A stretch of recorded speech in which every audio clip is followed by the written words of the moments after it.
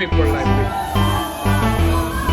You need people like me so you can point your f***ing fingers and say, that's the bad guy. That's the bad guy. That's the bad guy. That's the bad guy. That's the bad guy.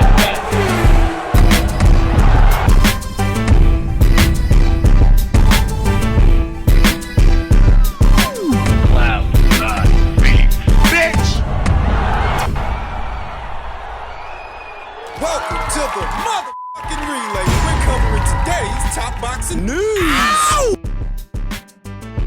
Okay, we'll start with this. The latest from Gervonta Davis, who says, the judge will not let me go home to spend Christmas with my kids or to start training for camp. I completed everything that I was supposed to. This lady has something against me. I don't know why. And it could be the egregious nature of the case that you slammed into a group of people, injuring all of them, one of them a pregnant woman, driving a car you weren't supposed to be driving because you didn't have a license. And to top it all off, you fled the scene, only so that when you're sentenced to house arrest, you take it upon yourself to change your decorum and try to serve out the sentence in a 4-star hotel. If the presiding judge has anything against Gervonta Davis, it may have something to do with that. Gervonta Davis, who recently grabbed headlines for purchasing his old neighborhood and looking to develop several properties within said neighborhood, though not before at least one of them went up in smoke. You heard that right.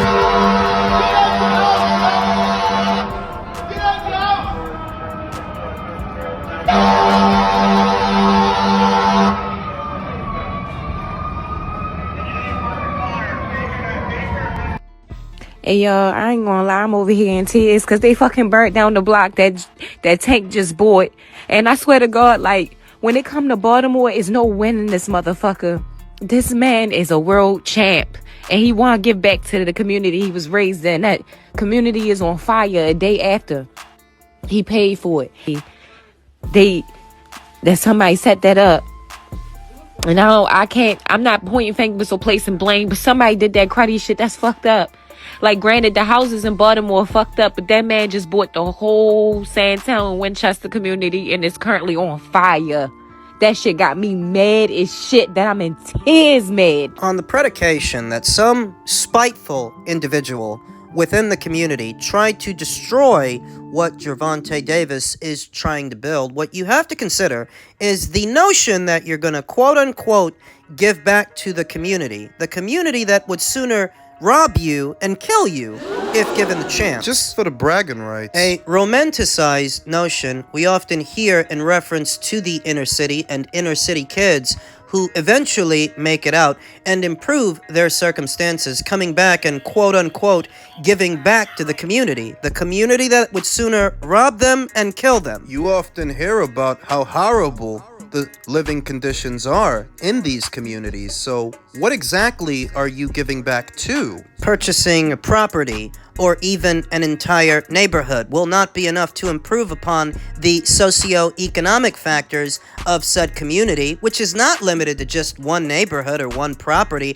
How long before they start selling drugs out of your establishment? How long before things of an unsavory nature start to go on in the property that you are attempting to develop? This speaks to a deeper problem, and it's a much longer conversation than we have time for here and now. Though I will say, the notion that you're gonna give back to the community.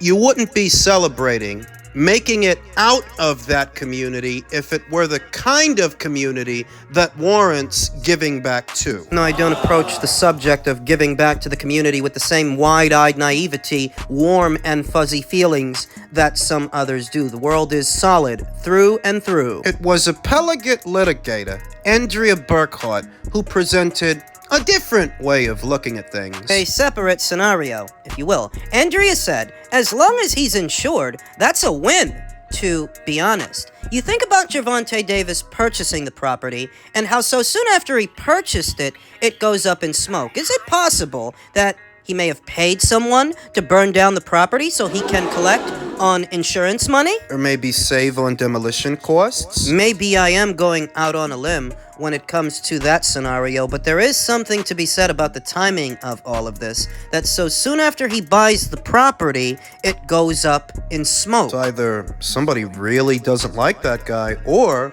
there's something else going on. I'll leave such judgments up to you. As boxing insider Rick Glacier says, hearing the PBC is attempting to get the Errol Spence cash-out retirement fight, aka Crawford vs. Spence rematch, as Amazon Prime's first boxing event, unless Gervonta Davis comes to his senses financially, then Tank would be the first. Hashtag PBC on Amazon event. I can't see Tank coming to his senses too quickly. This speaks to Rick Glacier's previous tweet that they were having trouble getting Gervonta Davis the kind of money that he wanted, that he just made all this money with Ryan Garcia, but Gervonta cannot expect to get a payday the same as that one with either Rayo Valenzuela or an Isaac Cruz rematch, that it's going to be a sharp decline from what he just made with Ryan, and on that predication, they're having trouble securing a fight for him. I think about these fights, these box office fights that PBC is bringing to Amazon. The Spence versus Crawford rematch. Listen, I'm a huge fan of Terrence Crawford, but I don't know what that's going to do commercially. There's no need for a second fight. He beat him decisively. He beat the hell out of him. Gervonta Davis versus Isaac Cruz 2. Gervonta Davis versus Rayo Valenzuela. What's that gonna bring in at the box office? These are the fights they mean to kick off the Amazon deal with, then they're not off to a good start. Canelo fights might do alright. Canelo is said to have 2 more fights left on his existing PBC deal, and those fights might do alright commercially, but the other stuff... Yeesh! In men's middleweight news, Janibek Alimkhanalai's promoter is ready and willing to finalize a Chris Eubank Jr. clash. I think the people at Top Rank had better curb their enthusiasm, because I'm not sure they can take Chris Eubank Jr. at his word. Top Rank president Todd Duboff, who promotes WBO IBF middleweight champion Janibek Alimkhanalai, is ready and willing to finalize a defense against British star Chris Eubank Jr. A few days ago, Eubank took to social media to complain that his promoter, Kel Sorland of Wasserman, was trying to get him in a fight with another opponent instead of Janibek. Eubank had been in negotiations to face domestic rival Conor Benn for a February date, but their discussions fell apart. According to Eddie Hearn, it's because Chris Eubank Jr. was asking for an astronomical guarantee. Thus, his long-awaited, long-anticipated fight with Conor Benn fell apart, and it hasn't taken Conor Benn long to find a new dance partner. He's set to take on unbeaten Peter Dobson at the Cosmopolitan in Las Vegas, Nevada in February, early next year. What about Chris? If Chris Eubank wants Janibek, Todd Duboff is ready to make it happen. Let's go, Duboff told Sky Sports. There is no red light. It's all green lights right here. We're ready. There was a lot of chatter over this past week about Eubank being ready for the fight, and Janibek is a really, really skilled fighter. We've put it out there, and he's given us the directive of we'll fight anybody. We think he's the premier guy in the middleweight division. Eubank said he was interested.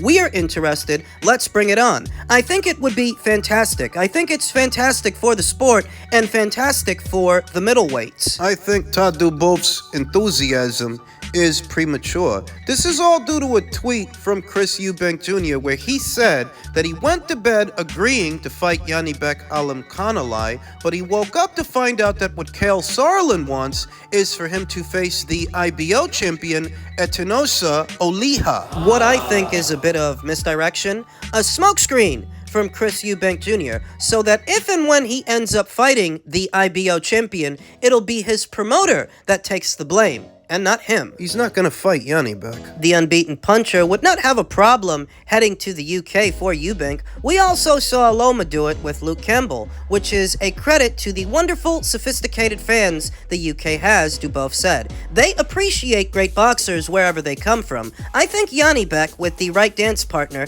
the fans there will appreciate his skill set. It makes sense with the right guy.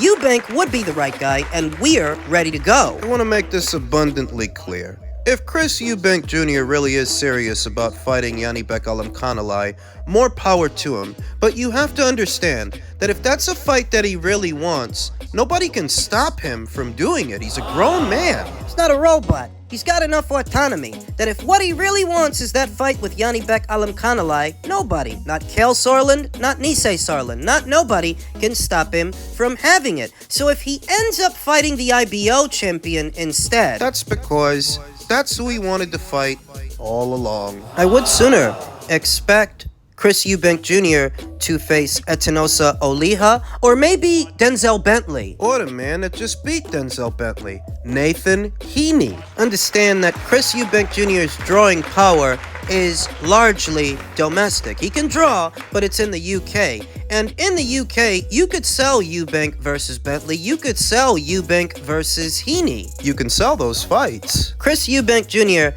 is a 7-figure fighter on UK soil, and he knows what his limitations are inside the ring and outside of the ring. Thus, the idea that you walk away from a major payday with Conor Benn to walk into a more risky fight with Janibek Alimkhanalai, which would be for less money? Yeah, that doesn't make any business sense. What would make sense is that he keeps busy with the IBO champion Etinosa Oliha while he waits for the Conor Benn fight to come back around, because I don't believe that fight is dead. I believe they will revisit talks for that fight later on next year. So while Conor Benn keeps busy with Peter Dobson, maybe Chris keeps busy with Etinosa Oliha. Or maybe he fights Denzel Bentley, or maybe he fights Nathan Heaney. But he's not going to fight Janibek, which further accents Janibek's fundamental dilemma.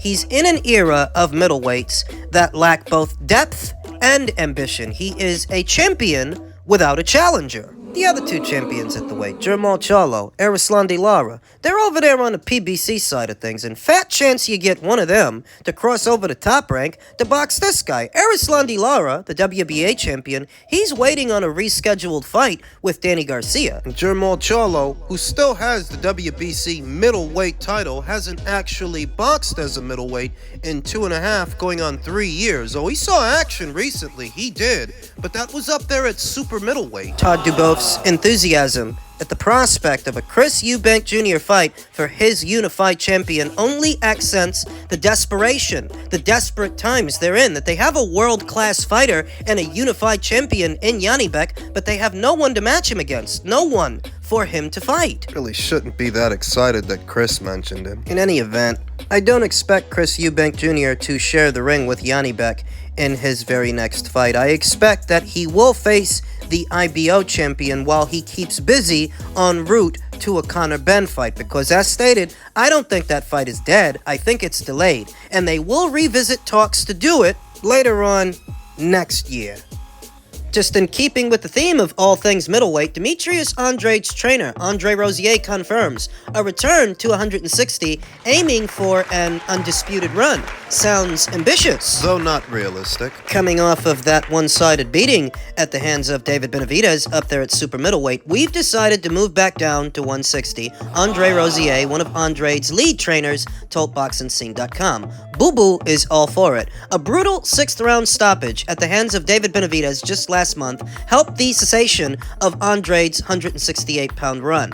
From the moment Andrade inked his name on the dotted line, he knew a fight with Benavidez wouldn't be a walk in the park. In the opening rounds of their November showdown, however, Andrade had it all clicking. It's not how I saw it. The fact that Demetrius Andrade's super middleweight run has come to an abrupt end, only 2 fights into it, that he now means to move back down to middleweight, what that tells me is he should have never moved up. He should have stayed at middleweight. He should have fought Janibek Alimkhanalai, because at that time, you never know. He might have beat him. If Denzel Bentley was able to give Janibek the fight that he gave him, when he gave him that fight, Demetrius Andrade might have done one better, and he might have actually beat him. He might have been too much, too soon for the Kazakh fighter. But he decided to put it off, vacate his WBO middleweight title, decided to move up. In the coming months, the hope now is for Andrade to strip away some of that muscle he grew onto his frame and become much more lean. As the process begins, Rosier is already mapping out the fights he wants next. For the renowned trainer, it isn't simply about getting Andrade to win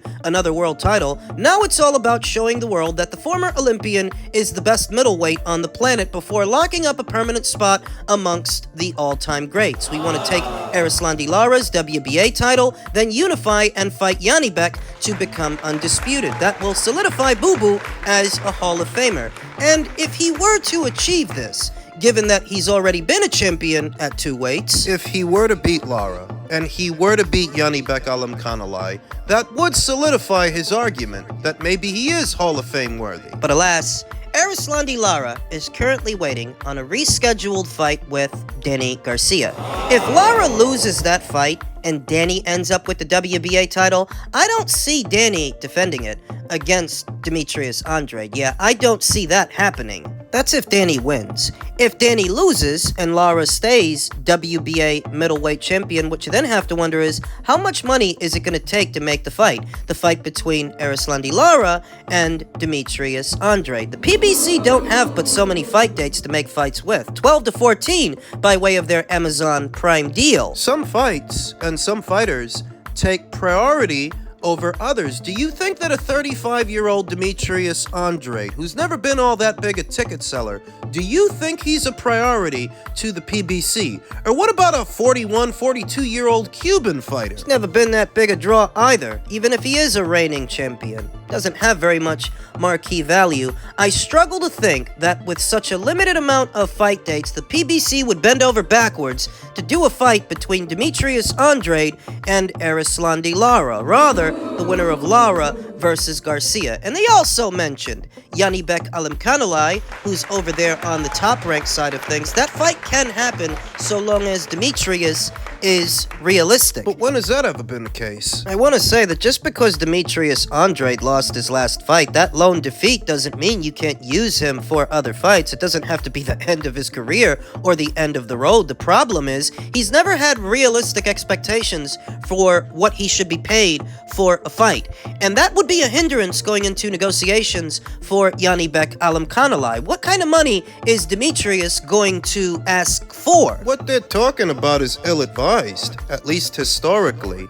If you move up in weight and you put on all that muscle and then you decide you want to move back down and shed that muscle, it has an adverse effect on a fighter's sharpness and explosivity. The most famous example of this was Roy Jones Jr.'s ascent to the heavyweight division for John Ruiz, then his descent for Antonio Tarver. When he came back down, he wasn't the same guy. What I think Demetrius Andrade should have did was, way back there over a year ago, when the fight between him and Janibek was first ordered, he should have used that fight to ink a deal with Top Rank. 2-fight deal, 3-fight deal, something along those lines. Something to keep him busy and fighting on a regular basis. I think, over a year ago, he stood a better chance of beating Janibek Alimkhanalai. He stood a better chance then than he does now, because now Janibek is more experienced, he is a unified champion, and he has that chip on his shoulder, whereas Demetrius, let's be honest,